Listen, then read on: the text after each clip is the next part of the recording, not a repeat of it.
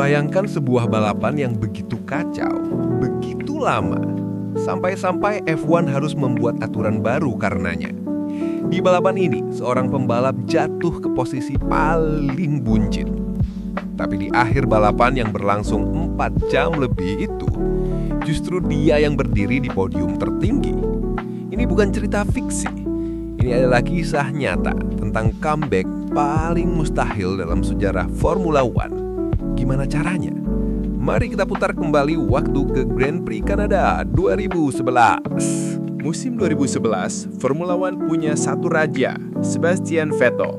Bersama Red Bull Racing, ia sangat dominan, memenangkan 5 dari 6 balapan pertama. Semua orang mengira balapan di Kanada akan menjadi cerita yang sama. Tapi, langit Montreal punya rencana lain. Tepat sebelum balapan dimulai, hujan turun dengan derasnya, mengubah aspal sirkuit menjadi cermin hitam yang licin dan berbahaya. Kondisinya terlalu berbahaya untuk start normal. Visi pembalap hampir nol karena semburan air dari mobil di depannya. Risiko aquaplaning, di mana ban kehilangan kontak dengan aspal dan mobil meluncur tak terkendali, sangat tinggi. FIA, Badan Pengatur F1, tidak punya pilihan selain memulai balapan di belakang safety car. Para monster berkecepatan 300 km per jam ini terpaksa jinak menunggu kesempatan untuk dilepaskan. Setelah beberapa lap, safety car akhirnya masuk. Balapan sesungguhnya dimulai. Di antara mereka yang bertarung di depan adalah 2 sahabat sekaligus rival dari tim McLaren, Jenson Button dan Lewis Hamilton. Keduanya adalah juara dunia, keduanya sangat ambisius. Di trek lurus utama, Hamilton melihat celah kecil di sisi dalam Button. Ia mencoba menyelinap masuk. Button, yang mungkin tidak melihat Hamilton di tengah semburan air, sedikit bergerak ke sisi. Roda mereka bersentuhan. Dalam sekejap, balapan Hamilton berakhir di dinding pembatas. Ini adalah dosa terbesar dalam motorsport, bertabrakan dengan rekan setim sendiri. Button bisa melanjutkan, tapi serpihan mobil Hamilton dan kerusakan pada mobilnya sendiri adalah pertanda. Ini baru awal dari mimpi buruknya. Hujan yang adinya deras kini berubah menjadi badai. Sirkuit tergenang air. Balapan menjadi tidak mungkin dilanjutkan. Bendera merah dikibarkan. Semua mobil kembali ke grid dan berhenti. Apa yang terjadi selanjutnya adalah momen yang belum pernah terjadi sebelumnya. Balapan dihentikan selama 2 jam. Penonton menunggu dengan sabar, pembalap mencoba tetap fokus, dan dunia F1 menahan nafas. Momen inilah yang memaksa F1 berpikir ulang. Sebelum balapan ini, aturan hanya membatasi 2 jam waktu balapan aktif. Tapi penundaan 2 jam ini membuat total durasi acara membengkak jadi lebih dari 4 jam. Ini adalah area abu-abu dalam peraturan. Sebagai akibat langsung dari GP Kanada 2011, F1 memperkenalkan aturan baru. Batas waktu absolut 4 jam yang kemudian direvisi menjadi 3 jam dari start hingga finish, termasuk semua penundaan. Balapan ini secara harfiah mengubah aturan permainan. Setelah 2 jam, balapan dilanjutkan. Tapi nasib buruk Button belum selesai. Karena dinilai ngebut di belakang safety car sebelum bendera merah, ia dijatuhi hukuman drive-thru penalty. Ia harus melewati pit lane dengan kecepatan rendah, kehilangan banyak waktu dan posisi berharga. Satu lagi pukulan telak. Merasa frustrasi, Button mencoba bangkit. Ia bertarung sengit dengan rivalnya dari Ferrari, Fernando Alonso. Saat mencoba menyalip, lagi-lagi terjadi kontak. Mobil Alonso tersingkir dan Button bannya pecah. Ia harus terseok-seok mengelilingi sirkuit untuk kembali ke pit. Ini adalah pit stopnya yang ke-6 dalam satu balapan. Di lap ke-40, mimpi buruk itu mencapai puncaknya. Jenson Button, juara dunia 2009, kini berada di posisi 21.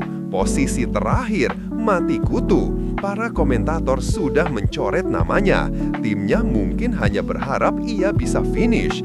Dari titik ini, kemenangan bukan lagi sebuah kemustahilan. Itu adalah fantasi.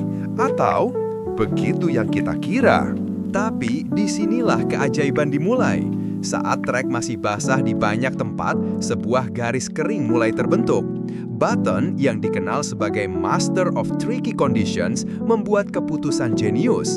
Ia menjadi salah satu yang pertama berjudi dengan masuk pit untuk ban slick atau ban kering. Ini adalah resiko besar. Satu kesalahan kecil di bagian basah bisa membuatnya menabrak dinding. Tapi perjudian itu terbayar lunas. Button menjadi hidup. Ia menari di atas aspal yang setengah basah, menemukan cengkeraman di tempat yang tidak ditemukan pembalap lain. Kecepatannya luar biasa. Satu persatu pembalap ia lahap. Ia melewati sang legenda, Michael Schumacher. Ia melewati pembalap Red Bull, Mark Webber. Dari dasar jurang, ia meroket. Dengan beberapa lap tersisa, hal yang mustahil terjadi. Jenson Button kini berada di posisi kedua. Hanya satu orang yang tersisa di depannya, Sebastian Vettel, sang pemimpin klasemen yang tampak tak tersentuh. Tapi kini ia berada di bawah tekanan yang luar biasa. Selama puluhan lap ia memimpin dengan nyaman, kini hantu dari posisi buncit sedang memburunya. Ini adalah lap terakhir, lap 70. Seluruh dunia menahan napas. Dan kemudian terjadi. Di bawah tekanan yang tak tertahankan, sang juara dunia bertahan membuat satu kesalahan kecil. Sangat kecil. Roda belakang mobilnya tergelincir di atas genangan air yang tersisa. Hanya sepersekian detik, tapi di Formula 1 itu adalah sebuah keabadian. Button tidak butuh undangan kedua. Ia melihat celah itu dan langsung menyalipnya. Jenson Button melintasi garis finish. Ia telah melakukan hal yang mustahil.